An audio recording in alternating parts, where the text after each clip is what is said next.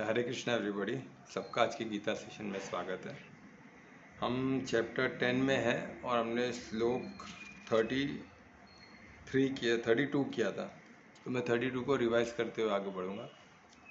अभी हम देखें ना कितना स्लो है। चैप्टर 10 में अपने ऐश्वर्य को, ये विभूति योग है, चैप्टर का नाम ही विभूति योग है ना। यानी विभूति जो पर्सनैलिटी ऐसी रहती है, तो उनके अच्छे जो विभूति, बड़े बड़े अच्छे पर्सनैलिटी, उनको हम उनके ऐश्वर्य को देखना हर कोई चाहता है। तो ये चैप्टर उसी में कि परमात्मा के विभूति को, ऐश्वर्य को हमको देखना है। तो ये चैप्टर अल्टीमेट है। ये चैप्टर में इतना माइन्यूटली, अभी हम आगे देखें ना कितना डिटेल में जाएंगे, और एक एक श्लोक के बाद ऐसा अनुभूति होती है ना, अद्भुत अनुभूति है। तो इसको, ये सब ऐश्वर्य, ये हमको ये हम समझ रहे हैं, वो भी परमात्मा का ऐश्वर्य, ठीक है। तो ऐसे श्लोक को हम समझें और इसको अपने जीवन में उतारे, इसलिए हम प्रार्थना करेंगे। पहले दोनों हाथों को हृदय में, नमस्कार मुद्रा में हृदय के पास लाइए। लंबी गहरी श्वास लें। श्वासों की मदद से शरीर को शिथिल करें।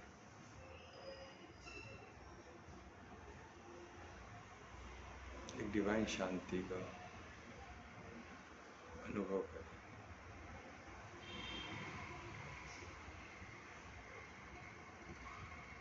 और डिवाइन साइलेंस में परमात्मा को परिशुद्ध प्रेम से, पूर्ण समर्पण से याद करें। उनको धन्यवाद दें इस ज्ञान के लिए, और जो भी हमको दिया है बुद्धि, इंटेलेक्ट, जो भी से समझने के लिए। परमात्मा का प्रसाद हमको ऐसे ही मिलते रहे, हम उसे ग्रहण कर सके, समझ सके और जीवन में उतार सके। ज्ञान स्वरूप बन के खुद का, औरों का मंगल कर सके। फिर से एक बार परमात्मा को धन्यवाद करते हुए उनके आशीर्वाद के लिए उनके प्रार्थना करें और हाथों का दर्शन करें। आपको मिलो। ओम श्री गणेशाय नमः। तो हम स्टार्ट करते हैं आज का। तो आज जैसे मैं बताया, चैप्टर 10 में हम 32 श्लोक हमने कंप्लीट किया था। 32 को हम रिवाइज करते हुए आगे बढ़ेंगे। तो 32 में हमने देखा कि कैसे पहले हमको बताए थे कि ये जो बिगनिंग और मध्य है ना, अंत, मध्य और ये सब मैं ही हूँ बोल के, राइट। तो इसमें भी वही बताया कि इसमें क्या बताया, हर क्रिएशन का आदि मध्य अंत मैं ही हूँ। हर क्रिएशन का, पहले तो बोले आदि मध्य अंत मैं हूँ, अभी इसमें डिटेल में जा रहे हैं हर क्रिएशन का, यानी जो भी क्रिएशन है, जैसे अपना पूरा शरीर है, शरीर में अपना ओवरऑल शरीर का भी आदि मध्य अंत मैं हूँ। यहाँ तक कि एक एक सेल का, हमारे शरीर के अंदर एक एक ऑर्गन है तो ऑर्गन का भी, सिस्टम है तो सिस्टम का भी, और एक एक सेल का भी, उससे सेल अगेन एटम से बने तो एटम का भी, उससे भी कुछ कम रहेगा तो प्रोटॉन वोटॉन, उसका भी, सबका आदि मध्य अंत मैं हूँ। और जो आदि में जो भी ऐश्वर्य, जो आदि को जो बोलते हैं ना, जो बिगनिंग के लिए जो भी ऐश्वर्य है, जो भी नॉलेज है, जो भी पावर है, जो भी शक्तियाँ हैं, ये सब मेरा ही ऐश्वर्य बोल रहे, मुझसे ही मिला है ना। ब्रह्मा विष्णु महेश जो एक क्रिया होते हैं, आदि कौन, ब्रह्मा जो क्रिएशन, जहाँ से बिगनिंग होता है, एंड विष्णु जो मेंटेन है, जो मेंटेन करता है, उसके लिए भी शक्ति चाहिए ना, उसके लिए भी एक लॉ, कितने लॉज जो ऑपरेट करते हैं उसको मेंटेन करने के लिए, प्लस अंत यानी उसको फिर से साइकिल में लाने के लिए। तो ये तीनों, जैसे महेश, तो ये तीनों में जो पावर, जो उनको ऐश्वर्य, जो भी शक्तियाँ, जो भी नॉलेज मिला है, वो किससे मिला है, वो ऐश्वर्य परमात्मा से मिला। तो हम समझ सकते हैं उनकी शक्तियाँ क्या, और क्रिएशन कितना गुह्य है, ये बहुत अद्भुत है। तो उसी तरह से हमारा बॉडी है तो ब्रह्मांड का ही पकड़ लो, पूरे ब्रह्मांड का, फिर एक एक ब्रह्मांड, पूरा अखंड ब्रह्मांड पकड़ो, फिर उसमें एक एक ब्रह्मांड पकड़ो।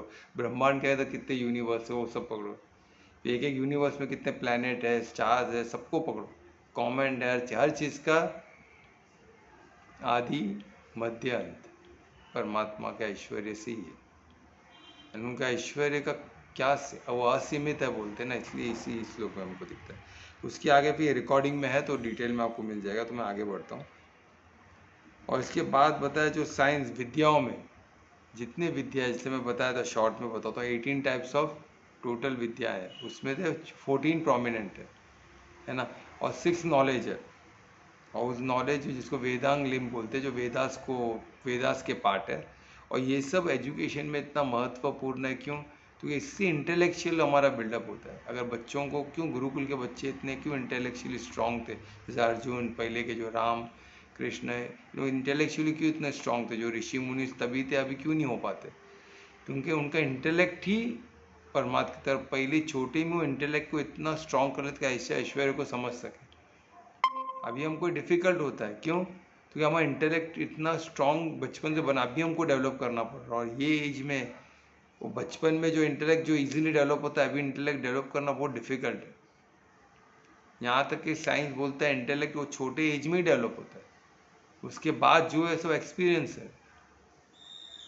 तो एक्सपीरियंस पर इंटेलेक्ट क्या बोलते हैं, जिसको प्रोसेसिंग की जो क्षमता ना, कि प्रोसेस कैसे किया जाए उसको, वो सब बोलते हैं इंटेलेक्ट जो है वो बचपन में ही डेवलप होता है।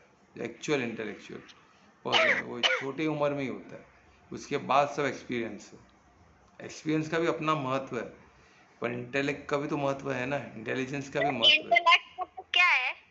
प्रोसेसिंग की क्षमता, जैसे मैथ्स में बोलते हैं ना, कुछ कैलकुलेशन मेंटली कर दे, वो थर्ड चीज़ को बोलते हैं, कुछ आर्ग्यूमेंट चला उसमें तीसरा चीज़ को ढूंढ के ला ले, out of the box thinking, analyse करना, ऑब्जर्व करना गहराई से, उसको डिटेलिंग में जाना, उसके लिए इंटेलेक्ट लगता है। ठीक है, प्रोसेसिंग की क्षमता, जो स्पीड में प्रोसेस करने की क्षमता जो होती है ना, जैसे अपना वैदिक मैथ्स में कहते कुछ तरीके, कुछ एग्जाम्पल्स दिए जिससे एकदम फास्ट में कैलकुलेशन हो सकता हो। तो वो जो प्रोसेस जो होते हैं ना, उसको प्रोसेस जो फॉर्मूलाज को याद कर लेना, उसको यूज़ करना राइट टाइम पे, वो सब इंटेलिजेंस का पार्ट। ठीक है, जो बुद्धि के अंदर ही आता है, पर वो प्रोसेसर जो बोलते हैं ना, जैसे अभी अभी अभी मेमोरी तो सब है, पर प्रोसेसर स्लो रहेगा तो क्या, वही चीज़ ढूंढने टाइम लगता है मोबाइल को। अब प्रोसेसर फास्ट रहेगा तो हमने जैसा पूछा, ऐसा दबाया, वो ओपन हो गया, तो प्रोसेसर फास्ट है। कुछ पूछा, गूगल को फट से दिखा दिया, क्योंकि उनका प्रोसेसर बहुत फास्ट है। मेमोरी में तो बहुत कुछ है, पर प्रोसेसर भी तो चाहिए ना, कि एक तरफ सब पूरे मेमोरी में जाके उसको लाके तुरंत अपने सामने रख दे। तो मेमोरी तो ही ना भागते रहती, वो अपने अपने जगह पे है, तो प्रोसेसर भागता है सब जगह, एक स्कैनिंग करके देखता है किधर क्या है, वो स्कैन करके आके फिर हमको उधर से पकड़ लेता है, ये चीज़ काम का तो ये चीज़ देता है। तो जो प्रोसेस करने की जो क्षमता है उसको इंटेलिजेंस बोलते हैं, ऐसा मुझे लगता है। मेरा उसको और भी डिटेल में इसमें जा सकते हैं, पर शब्द कम पड़ जाते हैं। पर इंटेलिजेंस बहुत वास्ट चीज़ है, बुद्धि का बहुत बोलते हैं ना, एक बुद्धि का ही एक तरीका है, पर वो किस तरह काम करता है उस पर ज़्यादा निर्भर, मेमोरी से नहीं। मेमोरी तो डेटा हो गया ना, पर ये प्रोसेसिंग के साइड पे है, किस तरह उसको किस तरह उसको यूज़ कर पाते हैं, है ना, उस पर।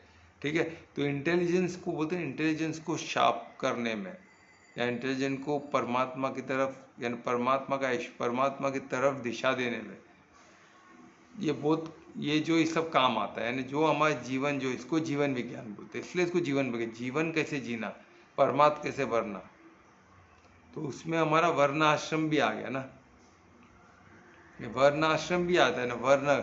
अब वर्ण कौन से वर्ण है, हमारा बॉडी किसके लिए बना, वो वर्ण को लेके आश्रम को, सब चारों आश्रम को पार करते हुए वो परमात्मा हो जाएगा आराम से, परफेक्ट। उसका जो कार्य करते हुए परमात्मा होगा, यानी परमात्मा जो कार्य के लिए करते करते वो परमात्मा होगा और परम धाम जाएगा। इतना इजी हो जाता है, किससे? ये जो एजुकेशन पैटर्न से, जो हम गुरुकुल की बात करें, गुरुकुल में यही पैटर्न से जाने वाले हैं, है ना। अभी कैसे होगा, क्या होगा, वो देखने की बात है, पर इंडिया में ये पैटर्न को इस तरह से पढ़ाना डिफ़िकल्ट है।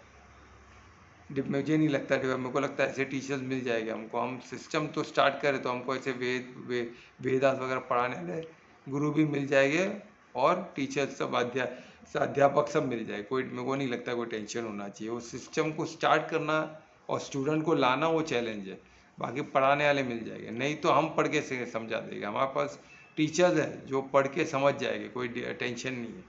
ठीक है, तो ये होगा।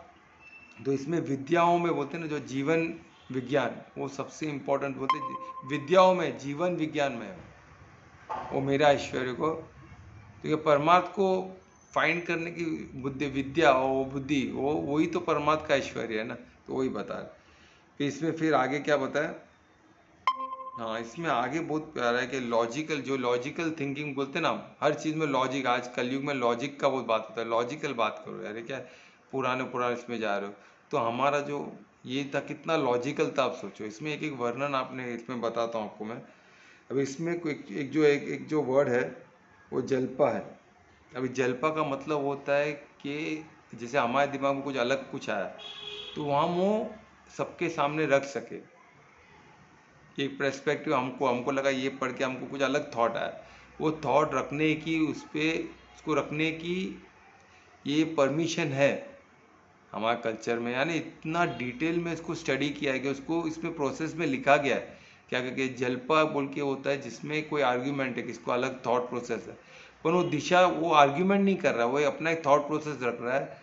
वो किस तरह हेल्प होगा फाइनली परमार्थ होने के लिए। अगर हमें परमार्थ होने का प्लान है तो वो अपना एक थॉट प्रोसेस, कि ये थॉट प्रोसेस से हमको मदद हो सकती है परमार्थ होने में। क्या ये वाकई में परमार्थ होने का और भी कोई ऑप्शन है क्या, और भी कोई दिशा है क्या, वो यानी वो थॉट प्रोसेस। पर वो ऐसा नहीं, और एक जल्पा हो गया। और दूसरा एक है, वो है वितंडा। अब वितंडा क्या है, जिसमें जबरदस्ती आर्ग्यू करना सिर्फ, यानी बोलते ना, जो उसको जो भी लोग बोलेगा ना उसको जबरदस्ती एकदम ऑपोजिट लाना, कुछ भी जस्ट आर्ग्यूमेंट करके उसको बताना है गलत है। यानी तभी भी ऐसे लोग थे, यानी तभी तो ये संवाद का समय था ना, इधर संवाद, ये सब कब होता है, संवाद में। और मैं यही बोलता हूँ संवाद इसलिए जरूर कि हम ऐसे जल्पा, ऐसे जल्पा और वितंडा क्या होता है हम समझ सके। जल्पा क्या, जो प्रोसेस जिसमें हम और क्लियरली हर टॉपिक को समझ सके, अच्छी चीज़ के साधने के लिए क्या क्या मार्ग है, क्या क्या तरीके, वो हम समझ सके। पर पर्पस यही हो कि हमको साधने, हम साध के परमात्मा बने। पर ये वितंडा क्या है, वो साधने को ही रोकेगा कि परमात्मा मत बनो, तुम लोग कुछ अलग करो, ये क्या है, सब बकवास है, argument, unnecessary argument to block. तो वैसे ही समझ के वो वितंडा लोगों को बाहर करना या उनको समझाना, और इसमें से जो सोल्यूशन निकलता है वो है वदा। और बोल रहे वो वदामय परमात्मा हो, यानी सोल्यूशन जो एब्सोल्यूट ट्रूथ में।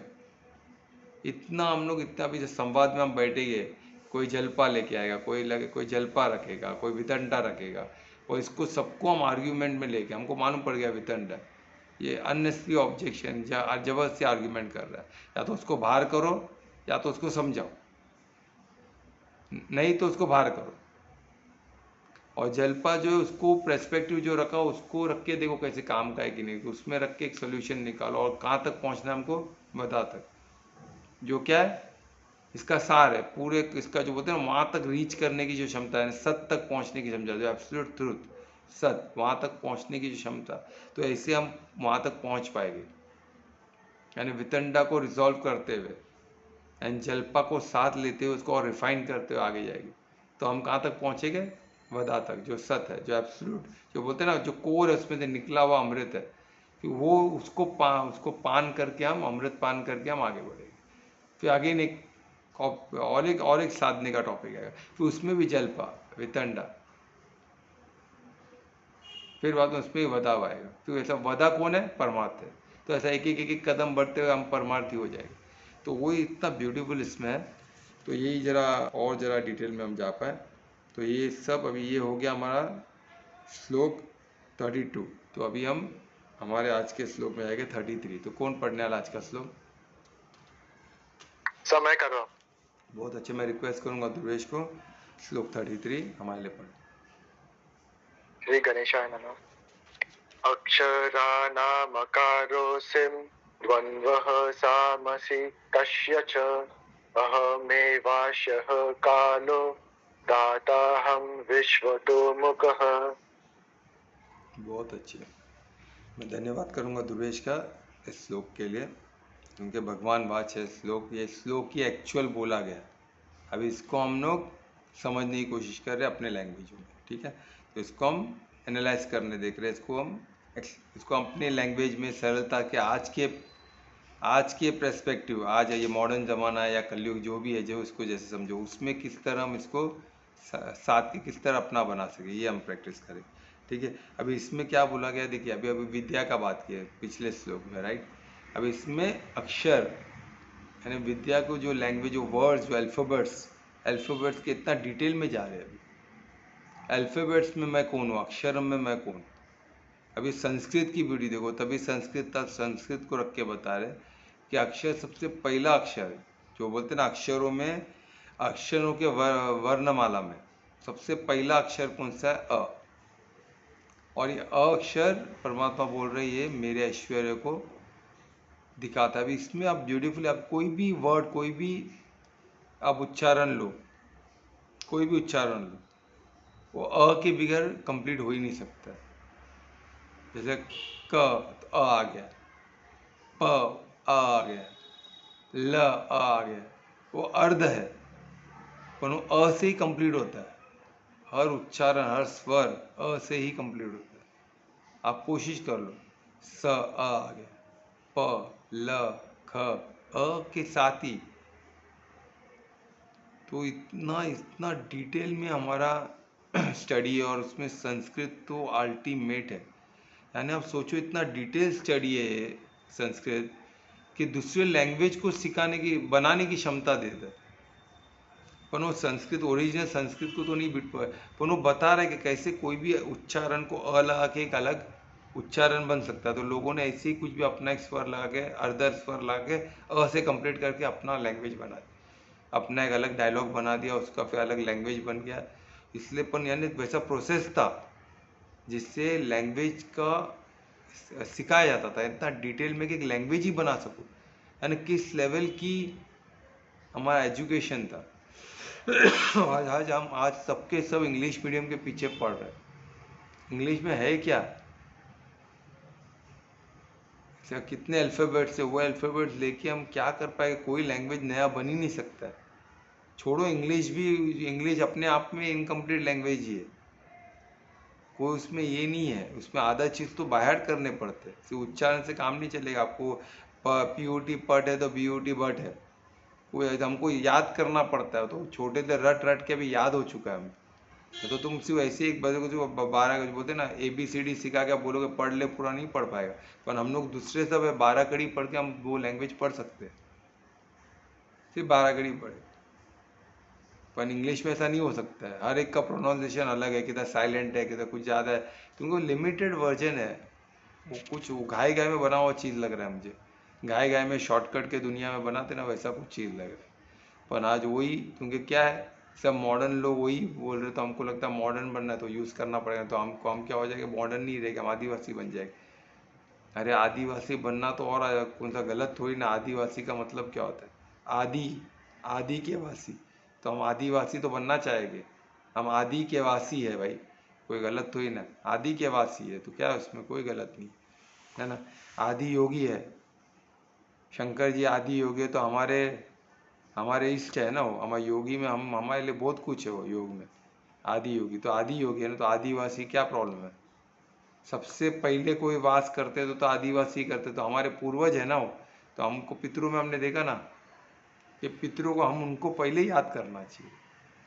तो हम उनको मजाक उड़ा रहे हैं, इसलिए तो हम सुखी नहीं है ना, इसलिए तो दुखी है सब। आज इतना अच्छा पॉइंट ऐसे डिस्कशन में देखो, संवाद का महत्व, ये टॉपिक आज निकला आदिवासी, ये निकल गया तो हमको अभी मुझे भी याद रहेगा आदिवासी यानी रहने वाले। तो हम कोई वर्ड का इसका रेस्पेक्ट मैं आज से इसी तरह करूँगा कि वो हमारे पूर्वज थे, तो आदिवासी है। जो तभी जो आदि जो वास करने वाले लोग वो आदिवासी हुए, तो हमारे पूर्वज है, तो हम उनको पितरों में याद करेंगे। तो मैं भी पितरों में आदिवासी को हर जगह टाइम पे याद करूँ। तो हमारे पूर्वज एकदम ऊपर गया, जो आदिवासी में हमारे पूर्वज भी थे ना, तभी तो हम एग्जिस्ट करते हैं। वो चेन तो रहेगा ही ना, उसके बगैर संभव नहीं है। वो कड़ी तो रहेगी, उसके बगैर संभव ही नहीं है। तुम बोले नहीं नहीं मैं बीच में से किधर से आ गया, ऐसा नहीं होता है। सबका काना का कनेक्शन है ये, वो ऋषियों से ही है, जहाँ से पहले जो सत ऋषि थे, जहाँ से सब क्रिएशन हुआ, वहाँ से ही सब है। सबका DNA एंड वहाँ ही जाके मिलेगा। पर सबको मानना नहीं है तो कोई क्या कर सकते हैं, वो साइंस है वो एक। अब उसको कोई बोलेगा कि रिजेक्ट कर देगा तो उनकी बुद्धि, उनका इंटेलिजेंस, क्या कर सकते हैं यार। एक आदि बोलते हैं निपट मूर्ख लोग से क्या उम्मीद क्या किया जा सकता है। बहुत वो अपना पकड़ के रखेगा, मेरा डंडा खुद के सर पे मारेंगे, मेरा डंडा मैं सर पे मारूं, क्या तुमको क्या करना है, तुम मार भाई। ये जैसे शरीर तेरा तो ही ना, तू परमात्मा के दिए हुए शरीर को मार रहा है, उसका ही पाप लगने वाला, कर्म ही गलत है। क्यों? उसके पीछे का भाव और उद्देश्य क्या है, गलत है, टोटल रॉन्ग है। तो वो तो पाप लगे, फिर कहाँ जाएगा, कौन से योनि में आएगा, उसका हाल क्या होने वाला वही जाने। ठीक है, तो हमको ऐसा निपट मूर्ख नहीं बनना है। ठीक है, तो इसमें बोलते अक्षर में मैं कौन हूँ, क्यों क्यों, सबका शुरुआत ही अ से होता है, हर अक्षर का शुरुआत, और हर अक्षर जो अर्ध अक्षर है उसका अ से ही कंप्लीट होता है, हर साउंड अ के बिगैर सब इनकम्प्लीट है। इसलिए परमात्मा के ऐश्वर्य को रिजेंबल करता है। परमात्मा बोलते हैं मैं ही हूँ। ठीक है, तो ये डिटेलिंग में जा रहे हैं अभी इसके बाद बोल रहे हैं अभी अक्षर हो गया, अभी वर्ड, कॉम्बिनेशन ऑफ वर्ड। अभी एक दो वर्ड रख के जो बनता है उसको बोलते हैं समासा। समासा संस्कृत में बोलते हैं, जिधर कॉम्बिनेशन ऑफ वर्ड्स को क्या बोलते हैं, समासा। और ऐसे कॉम्बिनेशन वर्ड को बनने के बाद जो वर्ड बनता है उसको बोलते हैं समासा पदा। अभी समासा पदा में जैसे समासा कितने टाइप के हैं, कुछ 6 टाइप के समासा, उसमें से परमात्मा बोल रहे मैं कौन हूँ, मैं हूँ द्वंद्व। अभी द्वंद्व ही क्यों, द्वंद्व क्या होता है, दो वर्ड्स को कॉम्बिनेशन लाके उसका एक कॉम्बिनेशन वर्ड होता है, कंपाउंड वर्ड होता है। कंपाउंड में 1 से 2 से ज़्यादा भी वर्ड हो सकते हैं, पर 2 वर्ड जो द्वंद्व यानी 2 वर्ड वाला, वो क्यों मैं हूँ बोल रहे हैं, क्योंकि उसमें दोनों वर्ड प्रोमिनेंट होते हैं। जैसे राधा कृष्ण, राधा भी प्रोमिनेंट है, कृष्ण भी प्रोमिनेंट है, तो ये द्वंद्व वर्ड बना राधा कृष्ण, ये कंपाउंड वर्ड हो गया, दो शब्द को मिलके बना, तो राधा कृष्ण है ना। तो कैसा, दोनों का अपना, दोनों प्रोमिनेंट है, पर बाकी जो अलग टाइप्स है, जैसे 6 में से एक टाइप है ना द्वंद्व, वैसे और भी टाइप है, मैं उसमें डिटेल में नहीं जाऊँगा, वो हम देखते हैं। एडवांस में करने की ज़रूरत है तो थोड़ा बहुत करेंगे, इतना डिटेल में हम साधने में ज़्यादा ध्यान देंगे, एडवांस में ये सब करेंगे, थोड़ा इन्फॉर्मेशन हमको चाहिए, तो उससे क्या किधर ना किधर कोई ना कोई चीज़, एक क्या होता है, हम ऐसे विस्मय में आएंगे ना, वो विस्मय के लिए मैं सबको बताता हूँ, नहीं तो इसकी ज़रूरत नहीं है। पर एक विस्मय में कि संस्कृत क्या लैंग्वेज है, वो विस्मय में आने के लिए वो बोलते ना, इसको ये इतना प्राइड होना चाहिए हमको इस पर। हमारे एंशियंट कल्चर पे लोगों को प्राइड ही नहीं है, क्योंकि सब नॉलेज ही नहीं है। कहाँ से क्या क्या सुन के आके बैठते हैं, माइथोलॉजी क्या ये वर्ड, इंग्लिश वर्ड माइथोलॉजी, उसको क्या, कहाँ से इंग्लिश वर्ड एक आ गया वो इम्पोर्टेंट हो गया। यहाँ तो क्या क्या एक माइथोलॉजी वर्ड लेके हम जम कर रहे हैं, इधर क्या क्या वर्ड है, ऐसे शब्द है कि एक एक शब्द को आप साध के परमाती हो सकते, इतना पावरफुल वर्ड है। ये माइथोलॉजी में क्या पावर है, उल्टा आपको नीचे खड्डे में लेके जाएगा। माइथोलॉजी यानी मिथ है, ये मिथ है क्या, तो कौन लिखा, 5000 साल पहले लिखना वर्ड लिखे, इन लोग तो 2-2500 साल पहले लोग लिख कुछ बोल नहीं सकते थे, लिख नहीं सकते थे इन लोग, और इन लोग अपन को बोल रहे माइथोलॉजी है। अरे इतने 1000 साल पहले इतना चीज़ वर्ड संस्कृत लैंग्वेज था, वही अपने आप में विस्मय है। They should be grateful to Indian culture कि भाई 10 से 5000 साल पहले इन लोगों ने गीता, तो वेद पुराण थे इतने साल, 10,000 सालों से इन लोग लिख रहे पढ़ रहे, पैर पढ़ के आशीर्वाद लेना चाहिए, इंडियन कल्चर को सरेंडर होना चाहिए, तभी तो इन लोग का भाग्य खुलेगा। पर निपट मूर्ख लोग से क्या उम्मीद करें, अधर्मी लोग से उम्मीद क्या करें, उनके ज़्यादा समय रहना, अपना दुर्भाग्य बनाना, अपन को दुर्भाग्य या तो खुद के मौत को बोलते हैं ना, खुद खड्डे में गिरने के बराबर। ऐसे लोग से बचो, अधर्मी लोग और निपट मूर्खों से दूर रहो, बिल्कुल। वो बोलते ना, एक तरह से आप बोलते ना, एक तरह से आप अकेले बैठे कुछ नहीं कर रहे हो परवड़े, पर इनों के साथ रह के आपको लगा क्वालिटी टाइम, कुछ क्वालिटी टाइम नहीं, आपका बर्बादी है। उनका साया भी पड़ना, उनका वाइब्रेशन भी मिलना बर्बादी, उनसे दूर रहना एक कलमदी, तो वाइब्रेशन में भी वो इफेक्ट होता है, उनके साथ रह के वाइब्रेशन लेना भी गलत है। ठीक है, तो क्योंकि हमारे में उतनी शक्ति नहीं है ना, करुणा जो सेकेंड भाव है, परिशुद्ध प्रेम, हम एक बार सरेंडर हो जाते हैं, पर करुणा से हम खुद को शील्ड नहीं, प्रोटेक्ट नहीं कर पाते।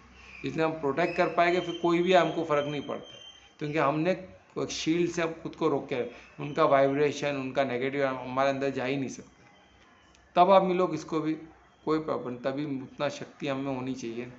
तो तब तक खुद को बचाना, क्योंकि आप कितना मेहनत सबको ज़ीरो कर सकते हैं, सब ज़ीरो हो सकता है। ठीक है, तो ये क्या हो गया अभी अक्षय? अभी कंपाउंड वर्ड में क्या बोल रहा है कि मैं कौन हूँ? द्वंद्व हूँ, यानी दो, यानी ड्यूअल, दो जो रहता है, दो, जैसे राधा कृष्ण है ना, राम कृष्ण, तो ये तो दो द्वंद्व, दो वर्ड से, दोनों वर्ड का उसमें प्रोमिनेंट, दोनों वर्ड का कंप्लीटनेस है, दोनों वर्ड उसमें प्रोमिनेंट है। देखो ना, राधा कृष्ण, दोनों वर्ड प्रोमिनेंट, दोनों एक हो गया, तो क्या हो गया? कंपाउंड हो गया, दोनों को मिलके हम बोल रहे हैं, है ना। तो ये बहुत प्यारा है। तो ऐसे 6 टाइप में सबसे प्रोमिनेंट द्वंद्व है और परमात्मा बोलते हैं वो मैं हूँ। ठीक है, उसके बाद है, उसके बाद है शाश्वत काल में, कालों के काल बोलते हैं ना, शाश्वत काल में, काल का काल क्यों बोल रहे परमात्मा में हो? तो एक काल से बढ़कर कोई हो सकता है क्या? आप सोचो, हम बोलते हैं कोई किसी का बोलते कुछ भी हो जाए, काल, काल यानी एक चीज, ये काल हर चीज को नलीफाई कर सकता है, हर चीज को नलीफाई कर, हर चीज को एनिहिलेट कर सकता है। क्यों? समय में उतनी शक्ति है, काल में वो शक्ति है, हर चीज काल के सामने नतमस्तक हो जाता है। तो उनके काल, हर काल ने हर चीज देखा, अभी इतने काल, हर काल, ये जितना भी हुआ है महाभारत, इतने हजारों साल की बात, सब काल ने सबको देखा है, काल, काल के सामने सब नतमस्तक है ना, काल ने सबको एनिहिलेट किया। समय रह, समय आज नहीं तो कल, सब जीवन मृत्यु के साइकिल में चलने ही वाले, सबको, सबका अंत है, यानी काल सबका आने वाला है। अच्छा बुरा जो भी काल है, वो काल बोलते हैं ना, काल है वो समय है जो हर चीज़ देखता है, हर चीज़ उसमें एनिहिलेट हो जाता है। और समय ऐसा, समय की कोई सीमा नहीं है, समय का कोई अंत नहीं है, समय समय है, वो रहते ही रहता है, वो काल है, उसका कोई अंत नहीं है, वो सबका अंत देखा है पर उसका अंत नहीं है। तो इसलिए बोलते तो काल में हूँ, जो शाश्वत है, जो हमेशा रहने वाला है। समय कभी जाएगा क्या? समय तो रहने ही वाला है ना। तो समय के अंदर हम सब चल रहे हैं, तो काल ने सबका काल देखा है। तो वो काल कौन है? जो शाश्वत काल है, वो परमात्मा बोलते मैं हूँ, मेरे ऐश्वर्य को धारण करो। तो उसका कोई अंत नहीं है और उसका कोई एंड नहीं है, या उसका कोई बिगनिंग नहीं। ठीक है, तो अभी ये क्या था? ये हो गया हमारा ये। और उसके बाद सर्जन में, सर्जन में ब्रह्मा हूँ मैं, सर्जन यानी क्रिएशन में, क्रिएशन में मैं कौन हूँ? ब्रह्मा हूँ। तो ब्रह्मा क्रिएटर है ना, क्रिएटर की एनर्जी। अब परमात्मा ने तो ब्रह्मा विष्णु महेश को क्रिएट किया, पर अभी क्रिएशन में जो हम समझ सके, फिर ब्रह्म बोले परमात्मा ने कैसे क्रिएट किया, फिर कन्फ्यूजन है, उतना दूर तक की सोच हमारी जा नहीं सकती। तो हर जो क्रिएशन दिखता है, अरे ब्रह्मा को किसने क्रिएट किया वो तो हम, हमारी सोच है नहीं, वो हम परम धाम जाएंगे तो हमको भी समझ में आ जाएगा कि किस तरह की है परमात्मा। पर अभी तो फिलहाल के लिए हमें जो आसपास जो दिख रहा है वो सब क्रिएशन पर ब्रह्मा से ही हुआ है, ब्रह्मा से ही सब चालू हुआ, उससे उससे कड़ी मिलके सब ब्रह्मा के पास ही जाएगा। ठीक है, तो क्रिएशन में क्या बोलते? क्रिएशन में मैं क्या हूँ? ब्रह्मा हूँ,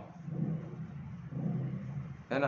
तो वही परमात्मा इसमें बोले, क्रिएशन में मेरा ऐश्वर्य ब्रह्मा उसको परफेक्टली रिजेंबल करता है। तो क्रिएशन में मैं ब्रह्मा हूँ। तो ये हो गया हमारा श्लोक 33। अभी 34 कौन पढ़ेगा? तो मैं कर रहा हूँ। ना करो, श्री मैं गणेशाय रिक्वेस्ट नमः। करूंगा ध्रुव से श्लोक 34 पढ़े। मृत्युः सर्वहरषाहम् उद्वशः भविष्यताम् कीर्तिः शिवाच नारीणां स्मृतिः स्मृतिर्मेघादितिः क्षमा। बहुत अच्छे, मैं धन्यवाद करूंगा ध्रुवेश का, इतना अच्छा श्लोक हमको बोले। तो अभी इसमें देखिए, अभी कैसे पहले इसमें काल का बताया, अभी अभी और डिटेल में जा रहे हैं, यानी बोल रहे कि मैं सर्वभक्षी मृत्यु हूँ, स्ट्रेट, कोई कन्फ्यूजन नहीं। जो भी मृत्यु बोलता है, जो भी मृत्यु हम जैसे मृत्यु को समझते हैं, वो जो भी टाइप का मृत्यु है वो कौन है? वो भी परमात्मा ही है। क्योंकि वो क्या बोले? आदि मध्य अंत, अंत कोई मृत्यु बोलेगे ना, और क्या बोलेगे? उसको शब्द से कुछ फर्क नहीं पड़ता, इसलिए हर शब्द को टटोल रहा है तुम्हारे। मृत्यु नाम से ही लोगों को डर लगता है। अरे तो परमात्मा ही मृत्यु है बोल रहे, तो क्या हम डरेंगे क्या परमात्मा से? तो मृत्यु किसका? हर क्षण हम मर रहे हैं, तो वो परमात्मा है, वो भी परमात्मा है। तो मृत्यु है ना, उसमें भी एनिलेट हो रहा है, कुछ चीज़ जा रहा है। और एक फाइनल मृत्यु होता है, उसको जो अंतिम जो प्रहार रहता है मृत्यु का, आहट रहता है जो मृत्यु का, उसको हम मृत्यु बोलते हैं। पर क्षण क्षण जो मर रहे वो हमको नहीं पता ना। जब वो पता चल जाएगा तो क्षण क्षण मर ही रहे ना, तो फिर मृत्यु का डर नहीं रहेगा। हर क्षण हमारे बॉडी में हर क्षण सेल्स मरते या नहीं बनते, यानी मृत्यु भी हो रहा है तो लाइफ भी आ रहा है ना। एक सेल मरता है तो सर्जन भी हो रहा है ना, और नया सेल बनता भी है, तो कंटिन्यू प्रोसेस चालू है। तो फिर वो कंटिन्यू चालू हर क्षण हो रहा है, तो फिर किस बात के लिए डरना। और हम तो बॉडी है ही नहीं, हम कौन है, हम कॉन्शियस है, वो आत्मा है, तो आत्मा तो अनंत है। तो ये जब चीज़ को धीरे धीरे हम साथ देंगे तो ये क्लियर हो जाएगा। इसलिए परमात्मा बोल रहे स्ट्रेट एकदम, उधर किधर भी कन्फ्यूजन नहीं कि जो, और वर्ड कैसे, सर्वभक्षी जो मृत्यु है, सर्वभक्षी मृत्यु में टोटल खत्म हो जाता है ना वो चीज़, और नया स्वरूप आता है। तो सर्वभक्षी मृत्युमय हूँ बोल, वो मेरा ही ऐश्वर्य है। अब ये जरूरी है तभी तो है, नहीं तो नहीं होता तो कैसे होता। तो यही बता, जो भी परमात्मा बोले वो जरूरी है तभी है, नहीं तो नहीं होता ना। देखो गलत होता तो परमात्मा रखते ही नहीं, वो भी जरूरी है। जब हम ये समझ जाएंगे वो जरूरी, तो हमको उसका गम नहीं रहेगा। अगर नहीं रहे तो हम हमारे से और कितना पाप होते रहेगा। किधर हमको खत्म करना जरूरी है, हमारे से पाप रुके। अगर हम पाप नहीं कर रहे तो अच्छा ही कर रहे, परमार्थी कर रहे, तो प्रेटेंशन ही नहीं है। तो परमात्मा स्वयं आके हमको लेके जाएगा, तो किसको, बॉडी को तो ही ना लेके आएगा, हमको लेके जाएगा, आत्मा को लेके आएगा। बॉडी क्या करना है, बॉडी तो हमारा है, 5 तत्व में मिल जाता है, वो माया की शक्ति है, जीव शक्ति नहीं है। तो इधर ही छोड़ना है ऐसे भी। पर हमको यही हमको समझना है कि हमको क्या करना है, हमारा मेन उद्देश्य क्या है। वो एक बार क्लियर हो गया, हमारा लाइफ का पर्पस क्या होगा, क्लियर हो गया तो सब क्लियर। अरे क्लियर होते हुए भी कंफ्यूजन रहता है। कोई चीज़ में मैं देखता हूँ क्लियर है फिर भी कंफ्यूजन, फिर भी हम नहीं कर पाते, तो ये डाउट रहता है कि वाकई में ये है क्या, कुछ और भी इसके पीछे है। क्योंकि परमात्मा का ईश्वर को पूरा तो हम समझ नहीं सकते, तो किधर ना किधर रह ही जाता है कि भाई इसके अलावा भी मैं जो समझा वाकई में उतना ही है कि इसका और भी कोई पर्सपेक्टिव है, इसका विस्तार में और कुछ हो सकता है। तो हम साधते ही बैठते हैं, यानी साधने को बहुत कुछ है, समय नहीं है हमारे पास। क्यों, क्योंकि हम कलयुग में बैठे हैं। कलयुग हमको भगाती है, दौड़ाती है हर चीज़ के लिए। अगर हम बैठे तो 10 जन हमको उठा के भगाएंगे, भाई क्या कर रहा है बेटा, उठ भाग। महीना खत्म हो गया तो लोगों को टेंशन रहता, महीना खत्म हो गया, मैंने इतना कमाया नहीं, यानी मेरा पूरा महीना वेस्ट हो गया। क्यों कमाया नहीं, अरे बाबा पहले के लोग तो पैसा ही नहीं था तो क्या कमाते थे, तो उनका जिंदगी वेस्ट हो गया। कि हम अपने जो मैं तो बोला, जो हमारे पूर्वज, हमारे एंसेस्टर जो आदिवासी थे, जो हमारे योगी, जो आदि योगी थे, तो उन लोग तो कुछ कमाते नहीं थे, तो सब बकवास हो गए उन लोग सब। अरे सर्वाइवल एक इंस्टिंक्ट हो सकता है, कमाना इंस्टिंक्ट नहीं है। इंस्टिंक्ट सर्वाइवल से कमाने पे कब शिफ्ट हो गया हमको समझ में नहीं आता। सबसे स्ट्रॉन्ग इंस्टिंक्ट होता है वो सर्वाइवल का होता है, जीव का सर्वाइव करना, ये सबसे बड़ा इंस्टिंक्ट है। वो है तो ठीक है, पर वो कमाना इंस्टिंक्ट हो गया। सर्वाइवल पे अभी ध्यान नहीं, अभी फोकस सर्वाइवल में होते, अभी क्या कमाना, वो अभी मेन इंस्टिंक्ट हो गया, और इधर ही सब गड़बड़ हो गया। आज हमारा आयु कम हो गया सब इसी के लिए, क्योंकि सर्वाइवल पे आगे, आयु पे बोलते आगे हमको परमार्थ होना, उसके लिए हमको क्या क्या करना पड़ेगा, हमको कितना जीवन और लंबा जीवन चाहिए, तभी तो हम ये जीवन में ही परमार्थ को प्राप्त कर, हमको नया जीव, तो सब विस्मृति होने वाला है ना। तो हमको जीवन का महत्व, हमको ये जो जीवन मिला है, जो मनुष्य जीवन, ये बहुत इंपॉर्टेंट है। इसको हमको किसी फालतू चीज़ में वेस्ट नहीं करना है। हमको परमात्मा इसी ये बॉडी में ही होना है, और ये बॉडी हम तब तक नहीं छोड़ेंगे जब तक हम परमात्मा प्राप्त नहीं होगी। तो परमात्मा हमको आवे लेने, नहीं आ रहे तो हम छोड़ेंगे ही नहीं है। इच्छा मृत्यु को पकड़ के रखे क्या फर्क पड़ता है, इच्छा मृत्यु है ना, योग में लिखा हुआ तो होगा। हमको या तो लेके जा भाई, तू सब तेरा, तेरा तुझको अर्पण, पुण्य भी तेरा, पाप भी तेरा, सब तेरा, तेरे को जो करना है मेरे से कर, निमित्त बन के रह जाने का। परमार्थी बन के हो जाना। जो करे तू कर, तू करता तू भोगता, मैं दृष्टा बन के देख रहा हूँ। कोई पाप है तो तेरा, तू किया ना, मैं तो ही ना किया, मैं तो देख रहा था। जो भी किया आपने किया परमात्मा, मैंने तो कुछ किया नहीं, मैं तो देख रहा हूँ आपको बस। कुछ पुण्य, अरे वाह बहुत अच्छा काम, पुण्य भी आपको, पुण्य के लिए भी आना पड़ेगा, नहीं आना है, आप ही लेके जाओ मेरे को। परमात्मा का एक लाइट भी कनेक्शन होगा, उसको पकड़ लो, कनेक्शन को छोड़ो ही मत, आके लेके जाओ मेरे को। तो वो कर सकते हैं, उनका ऐश्वर्य ऐसा है कि वहाँ बैठे बैठे लाइट के थ्रू ही हमको बुला सकते हैं। तो हनुमान जी को बोले भाई इसको मेरे पास लेके आ, तो हनुमान जी हमको उठा के लेके आएगा, वो तो जीवित है ना। और हनुमान जी तो कुछ छलांग में कहाँ भी पहुँच सकते हो, परम धाम भी पहुँच सकते हैं, हमें नहीं पता। उनका ऐश्वर्य, परमात्मा का ऐश्वर्य हनुमान जी में है ना, वो हमको लेके जा सकते हैं कहाँ भी। तो उनको ही बोल देंगे भाई मैं बिजी हूँ, तू अक्षय, क्या पता हनुमान जी का वही काम हो सबको, परमार्थी सबको लेके जाने का। तो परमार्थी तो बहुत बिजी है, परमात्मा बहुत बिजी है, वो इतने बिजी है अपने परम धाम में, क्योंकि उन्होंने सबको कमिट किया है कि वो सबके सामने प्रत्यक्ष रहेंगे, मीन्स रहेगा, सबको अपना पूरा ऐश्वर्य दिखाएगा। एक एक ऐश्वर्य को समझाने कितना टाइम जाएगा, सोचो। ये गीता का जो हम हमारे बुद्धि के हिसाब से समझने वाली चीज़ है, उसी को हम नहीं समझ रहे, उसमें इतना कुछ है। सोचो, यही यही तो ऐश्वर्य है। तो अब इसमें बता रहे कि मैं क्या हूँ, तो सर्वभक्षी मृत्यु, क्लियर। कोई इसमें ऐसा बोलते हैं ना सामने वाले को क्या लगेगा, डर जाएगा वजह, कुछ नहीं, तुम समझो तुम बॉडी नहीं हो डरने के, है ना, इतना क्लियरली बता रहे। और इसमें मृत्यु का भी एक बता रहे हैं ना कि हर क्षण हम मर रहे, वो मृत्यु, अब जो उधर भी सेल तो मर ही रहे, पर हमको डर नहीं लगता है, क्योंकि हमको समझ में नहीं आता है। जो हम समझ रहे हमारा पूरा पूरा सिस्टम का खत्म होना, जो अंतिम प्रहार है, ये मैंने योनि का खत्म होना, तो उसको हम इम्पोर्टेंट, पर आत्मा तो उसमें भी नहीं मरती है ना। हमारी जो थ्रू आइडेंटिटी आत्मा है वो तो अनंत है,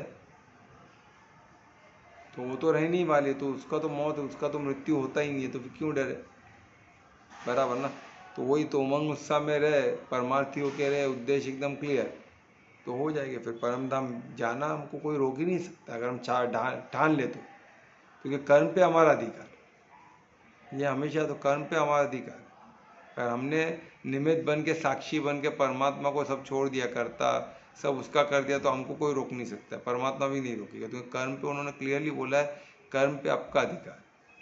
और कर्म क्या करना, अपना क्या, मनसा वाचा कर्मणा, उसके पीछे का भाव उद्देश्य यही है, बस इस पर फोकस करो, और कुछ सोचने करने की जरूरत नहीं। ठीक है, उसके बाद क्या बता रहे हैं, और इसी तरह लाइफ एंड डेथ का साइकिल चलते रहता है। जो मर रहा है तो उसको फिर से आना ही है ना, ये भी हमको क्लियर करता है। इससे फिर क्या बोलते हैं, जीवन की बात कर, कि जो आने वाले जो भी जीव है, अभी उन्होंने बोले मृत्युमय हूँ तो सब हिल जाएगा, तो उन्होंने फिर बोले कि भाई आगे साइकिल भी है ना, अभी सूर्य रात होता है तो दिन भी है, तो उसी तरह जो मृत्यु होता है तो फिर से उसको आना है। जो भी फ्यूचर में जितने भी आने वाले जीव है, वो भी, उनको जीवन प्रदान करने वाला भी मैं ही हूँ, उनका उत्पत्ति भी मुझसे ही होता है। एक तरफ मृत्यु भी है तो एक तरफ उत्पत्ति करने वाला भी मैं हूँ, यानी फिर वो डर हट गया, यानी भाई हम फिर से आने भी वाले, क्योंकि साइकिल है ना, तो लोगों को उतना टेंशन नहीं रहता है। ठीक है, तो ये इसमें इस श्लोक में बता रहे कि उत्पत्ति करने वाले में उत्पत्ति भी मुझसे ही होती है, तो ये सब भी उनके ऐश्वर्य है, वही बता रहे।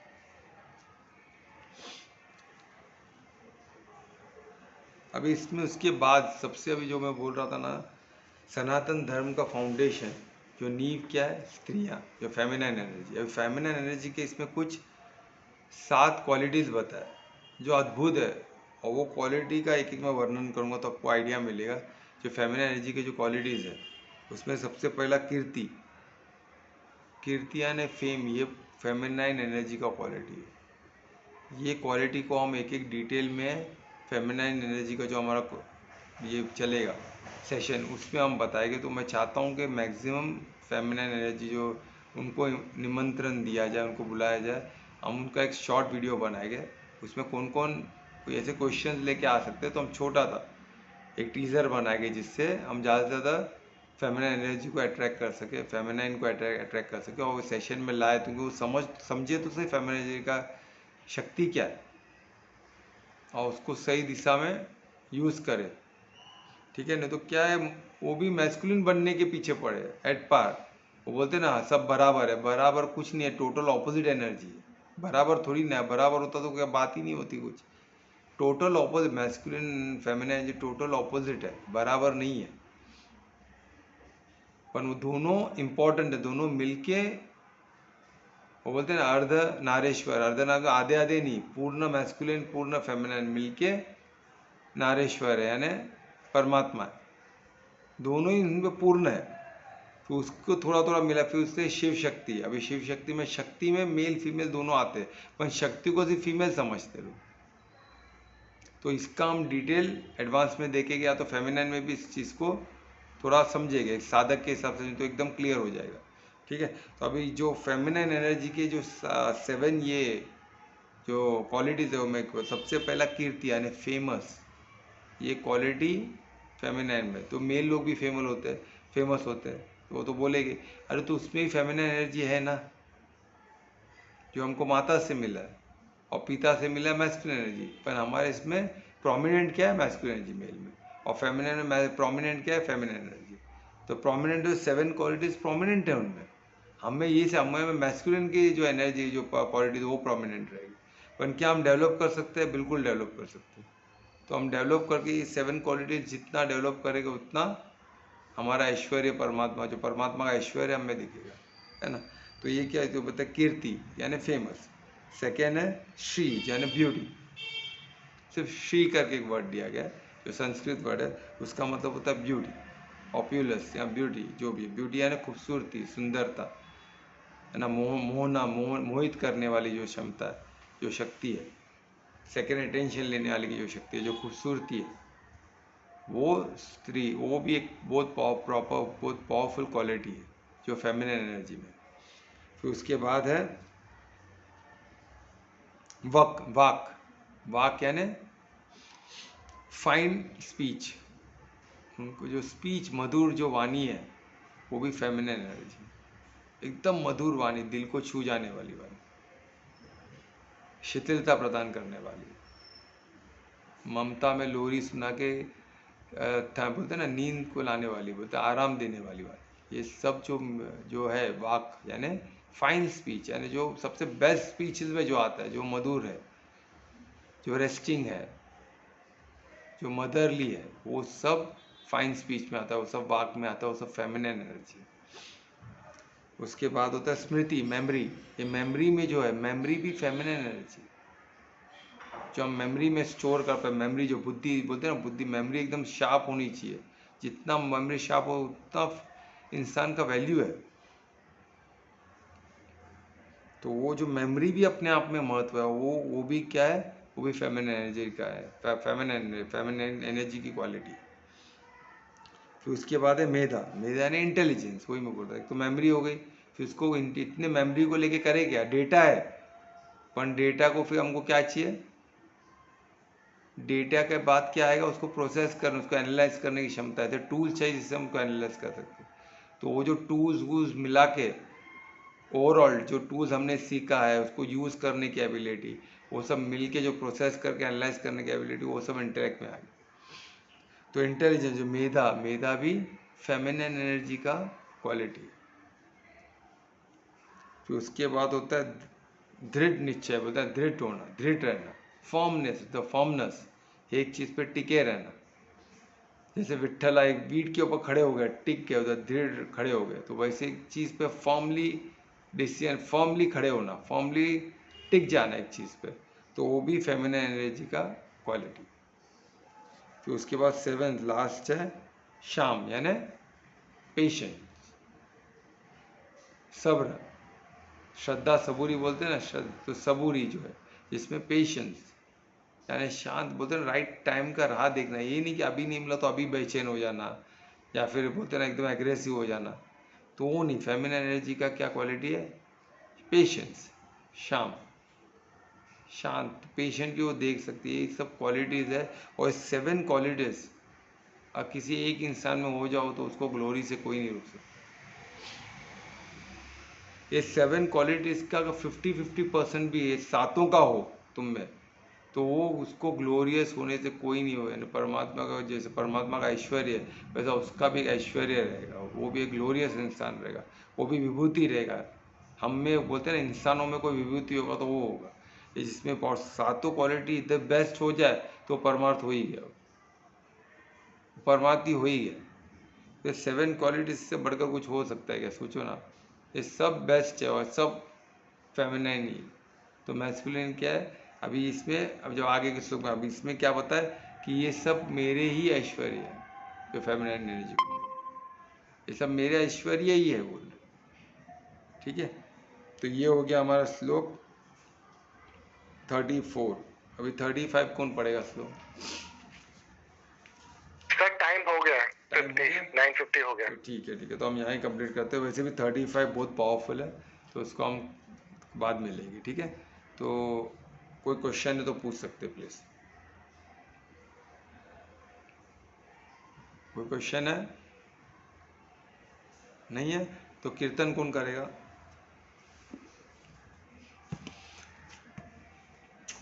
अनीता या कोमल कौन करेगा? अनीता, मैं करूंगी। अनीता जी हाँ चलो करो करो। हरे कृष्णा। हरे कृष्णा।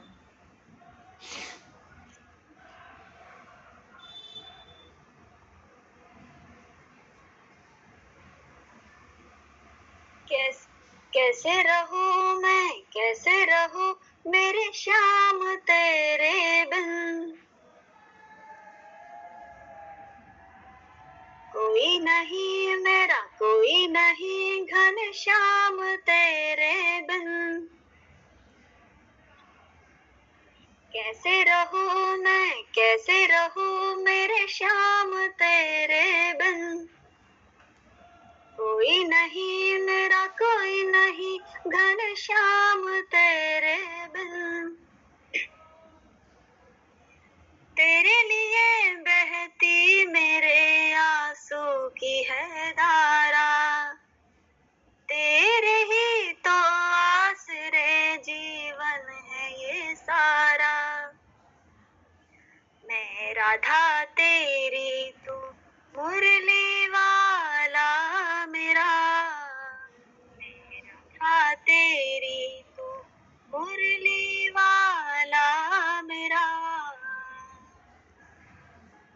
तू ही तारनहार कान्हा, तू ही मेरा संसार, गाऊं तुझे हर गीत में, मैं लिखूं तुझे हर बार।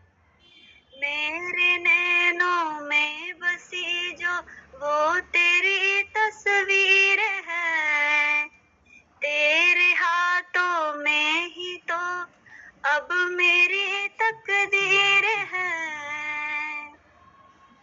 कैसे कहूँ मैं, कैसे कहूँ ये जो हाल मेरा है, कोई नहीं मेरा, कोई नहीं घन श्याम तेरे बिन। तेरे लिए बहती मेरे आंसू की है धारा, तेरे ही तो आसरे जीवन है ये सारा। मैं राधा तेरी, तू मुरली वाला मेरा, मैं राधा तेरी, तू मुरली वाला मेरा, मैं राधा तेरी, तू मुरली वाला मेरा। हरे कृष्णा। वाह वाह, बहुत अच्छे। मैं राधा तेरी, तू मुरली वाला मेरा। क्या बहुत अच्छे, इतना खूबसूरत वॉइस तुम्हारा अनीता। तुम्हारा स्तर बहुत, संगीत का बहुत ऊपर हुआ है, इतना मेलोडियस, इतना दर्द, उसमें दर्द भी दिखा, थोड़ा प्यार भी दिखा। बहुत अच्छे, बहुत ब्यूटीफुल। आज का रात बन गया, बहुत अच्छे, आज का दिन हमारा बन गया। Very good. ये भी एक ऐश्वर्य है जो अनीता को मिला है, इसलिए संगीत बहुत पावरफुल चीज़ है। संगीत को, जितना संगीत से हम किसी के भी दिल को जीत सकते हैं और उनको परमात्मा की तरफ लेके जा सकते हैं। संगीत की बहुत शक्ति है। ठीक है, तो हम कल फिर अभी महामंत्र कौन करेगा? अनीता करोगी? कोई और करेगा? करो करो, तुम ही करो ना। मैं करती हूँ। हाँ करो करो, कोमल करेगी। चलो हरे कृष्णा हरे कृष्णा कृष्ण कृष्णा हरे हरे हरे राम राम राम हरे हरे हरे कृष्णा कृष्ण कृष्णा हरे हरे हरे राम राम राम हरे हरे हरे कृष्णा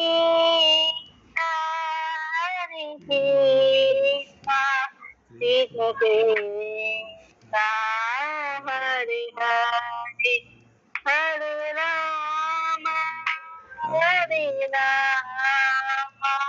राम राम हरे हरे। बहुत अच्छे कोमल, बहुत प्यारा आपने गाया। तो आज का दिन हम यहाँ ही कंप्लीट करते हैं। महामंत्र भी हो गया, तो हम कल फिर से 9 बजे मिलेंगे और अगले श्लोक के साथ। तब तक के लिए सबको धन्यवाद आए इसके लिए, और सबका मंगल हो। शुभ रात्रि, राधे राधे। शुभ रात्रि, धन्यवाद सर। धन्यवाद, राधे राधे। शुभ रात्रि, धन्यवाद सर। Thank you.